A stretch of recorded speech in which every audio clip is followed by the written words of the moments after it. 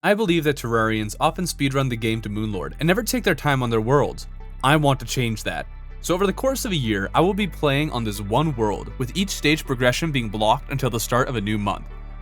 I'm doing this so I can seriously take my time in each stage Terraria's progression and see what it has to offer.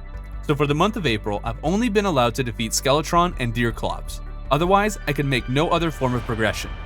This is what happened. This month started a bit weirdly. When I logged onto the world, I noticed that my map was entirely black, as if I had loaded a new character onto the world or that the world was entirely new. But of course, with the entire point of this series being to play on one world for an entire year, and last I checked it was April, this was a bit odd.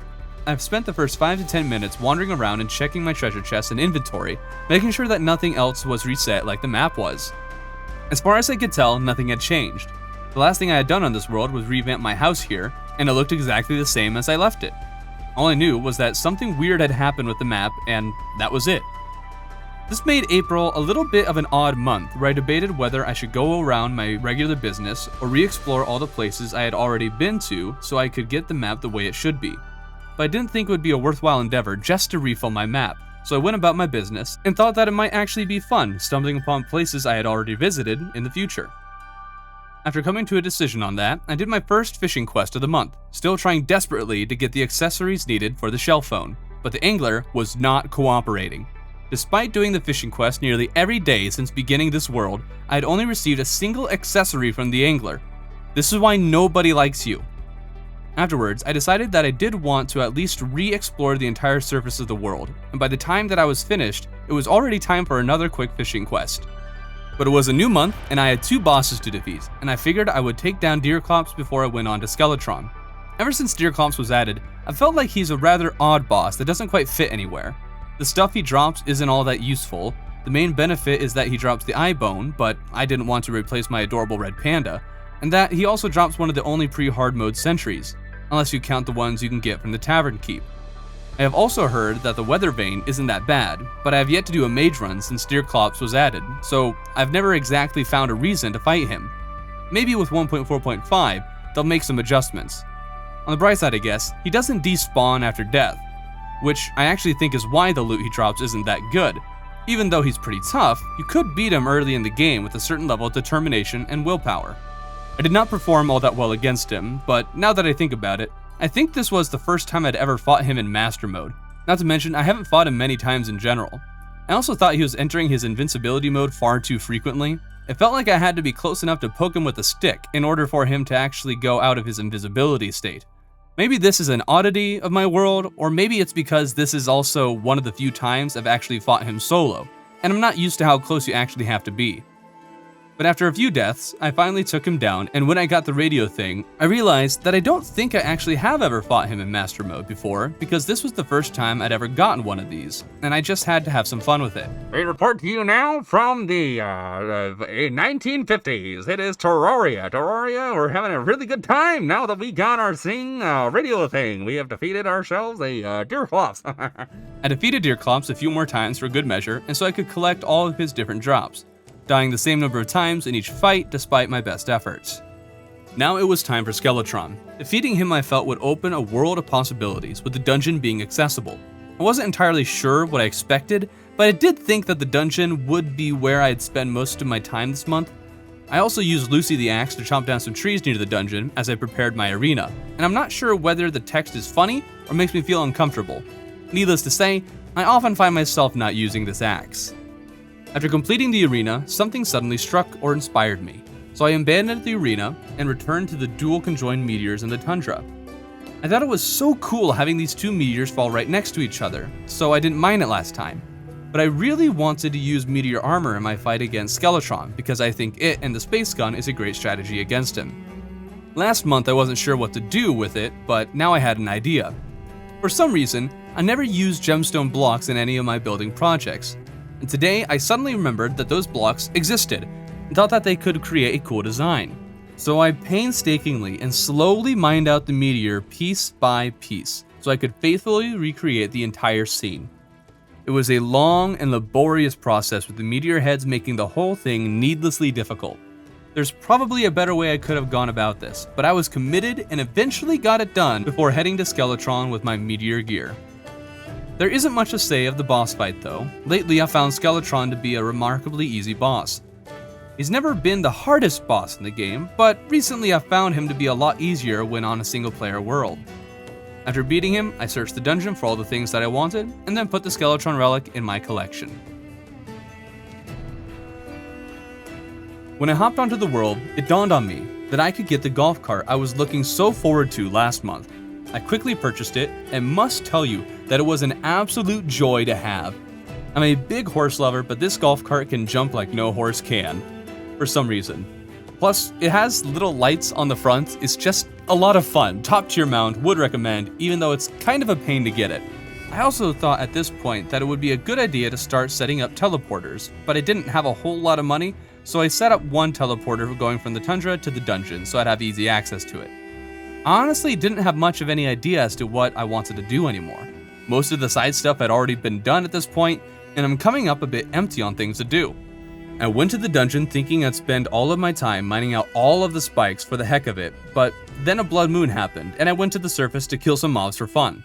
There was also a point where I opened the map and the blood moon was massive. Is this normal? Cause I don't know.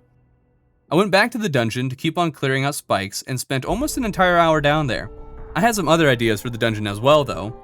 I kind of wanted to mine out all of the blocks around it so there'd be a fully exposed dungeon hanging around, but decided against it. I might go back to the idea sometime, but I couldn't really think of something to do with it, and in the end, it probably would look really weird. Even so, I think something cool could be done with it somewhere down the line. But after an hour in the dungeon, I realized I hadn't yet used my shadow key to open the shadow chest in the underworld. This feels like a rather large oversight, so I went to the underworld to start collecting the loot. After some time doing that, I once again looked for things that I could do and did a few more fishing quests, receiving a second bottomless water bucket, but still no accessories in sight. I also decided that I'd make a swimming pool for my lava shark. The lava shark is easily my favorite mount, and I think it's so much fun to ride it, so I decided to make a nice pool of water for it to swim in. Maybe this doesn't make sense since it's a lava shark in water, and I have to ride it and can't exactly leave it there to swim around in all day, but I wanted to make a nice pool for him, so I did. I also figured I'd collect some of the final things I needed for the Teraspark boots for my other two builds, since I only had one pair of them at the moment. The only remaining parts that I needed were Obsidian Rose and Lava Charm, so I spent the rest of my time this week in the underworld until I got Teraspark boots for all of my builds. Week 3 and I was continuing to struggle for ideas, so I went to the underworld and went all the way to the left side for the heck of it. But after that, I decided to build something I really wanted to make. There's the floating sky islands that you usually kind of abandon after initially discovering them, so I decided to steal all of the clouds from one for the sake of my cool little build idea. Now at this point, you might be wondering why I haven't been building more than I have. The reason is that I thought it kind of beat the purpose of this experiment. Building is something I viewed as either something you absolutely love or something you do to fill time when you don't know what else to do. I don't particularly love building, but I enjoy it as much as the next guy and didn't want to just build things for the sake of having something to fill my time with. But this was actually a project I was passionate about, which I think has become the requirement for building anything. It had to be something I was really excited to build. So let's get to that build. Maybe you can decipher what it is from this footage already, but I have been giving the miner a ridiculous amount of business this playthrough. I started blowing a hole in the shape of a semicircle around my base. My next step was to replace a bunch of dirt on the base with cloud blocks. And now you can probably tell what I'm doing. I always enjoyed the sky islands and how they looked. Something about floating chunks of land has always intrigued me, and I wanted to bring a little bit of that to my home. The build was relatively simple, creating the large hole and then placing the cloud blocks where it felt appropriate. I also added some cloud wall, which I think helped tie things together. I then added some rainy cloud blocks to finish up the floating island aesthetic, but after the clouds were placed, I thought that something should be done to the area below the island. It felt out of place and ugly. I debated for a while what to do, but eventually settled on this idea. I was going to replace all of it with living leaf blocks and give it a kind of thick forest or grass feel. I'm not entirely sure if I accomplished this, but I like how it turned out. With this finished, I was pretty dry on ideas again. So I went to the desert so I could collect some desert fossils, so I could get sturdy fossils, so I could get scarab bombs. These bombs are absolutely amazing, and I used them to explore random caves underground for a while just to see what I would stumble upon. But I didn't really find anything interesting. I finished off the week collecting random materials and exploring miscellaneous areas without any real direction. The start of the final week of April, and there was only one thing I had in mind. I needed to find the hairstylist. When creating the character for this world, I wasn't as set in how I usually build my character, since I always build him the same way for the channel. But back in January, I had actually given him the wrong hairstyle, or at least one different than the one I now use. Because of this, I wanted to make sure to find the stylist so I could change my hairdo to match my typical character. I had never actually gone out of my way to find this NPC before. I never had any need for the hairstylist, and whoever changes their hairstyle in Terraria.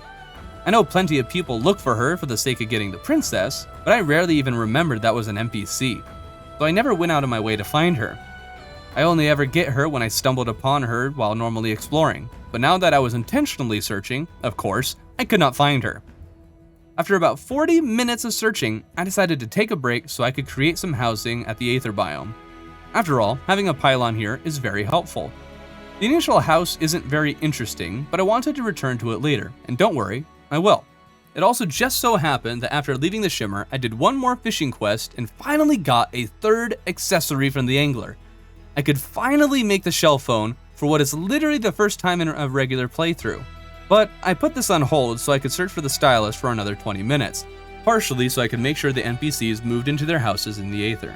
I still didn't find her, so I went back to get my shellphone. I shimmered one of the extra fish planner things and got all 3 accessories I needed, only to go home and realize that I couldn't actually create the shellphone.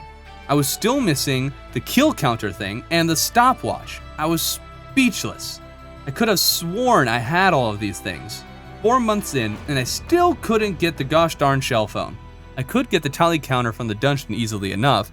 You usually end up with a bunch of extras, and I guess I must have thrown them away or else sold them without thinking. And also, since you can't shimmer for the stopwatch, and yes, you can't, I tried, I was relegated to waiting for the traveling merchant as I went to the dungeon to farm for the tally counter. It took quite a while, but I did eventually get the tally counter because, after all, when you're actually trying to get something, it never drops. I went back to searching for the stylist after getting the tally counter, and with some suggestions from chat, I finally found her and was able to get myself the proper hairdo, a very important achievement. After this, I collected some sand for my final build of the month. I had collected more gems, but not more glass, which I needed to make more gem spark blocks, which I was going to use in the shimmer. Returning to the skeleton of a build I had left there, I finished the build and added a few gem spark blocks as an accent to the Aether biome, which I both love and hate at the same time. Let me know what you think of it in the comments, but that was it for week 4. I think this month, more than any of the others, has really been making me wonder what I was going to do with myself. It's forcing me to think of things to do that I normally never would, like actively searching for the stylist. Normally I find what I need and that's about it, but now I'm trying to literally do everything that there is available to me.